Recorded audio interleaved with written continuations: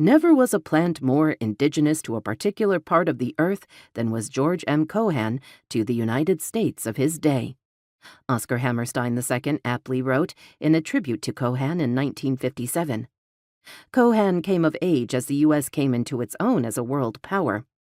Over the course of his lifetime, 1878 to 1942, the nation went from being predominantly agrarian to a nation of cities, from relying on foreign investment to hosting the financial capital of the world, from being perceived as a cultural backwater to being a cultural force in its own right, with distinctively American or newly Americanized forms like jazz, Hollywood films, and musical comedies. Cohan's Horatio Alger-like rise mirrors the sense of national ascendancy. He started as a childhood performer with his Irish-American family's troupe in the late 19th century and became a Broadway mogul by the 1910s. He grew up trouping the country, and as vaudeville became respectable and took off as popular entertainment, his family became famous as the Four Cohans. In the 1890s, the adolescent George charted a course for New York and the so-called legitimate stage, which was often defined in this period in opposition to vaudeville, encompassing musical works as well as spoken drama. He established himself as a creative force, writing sketches and songs not only for the Four Cohans, but also that were increasingly in demand with other vaudeville acts and music publishers. In addition, he took over the business side of his family's act.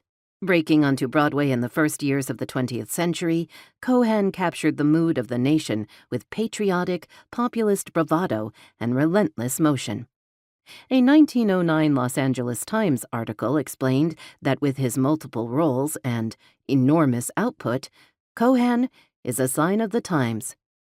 The embodiment of the aggressive, unresting, clean though perhaps slightly superficial spirit of American life at this rushing dawn of the 20th century. By the 1910s, Cohan was one of Broadway's most well-known and influential figures, a luminary of the legitimate. When the United States entered World War I in 1917, he provided sonic fuel in the form of the wartime anthem, Over There. His opposition to Actors' Equity Association in the Actors' Strike of 1919 was a major turning point in his career. It marked the end of his successful business partnership with Sam Harris and diminished his reputation. Still, he continued to write, perform, and produce through the Roaring Twenties and the Great Depression. He saw the United States enter World War II before his death in 1942.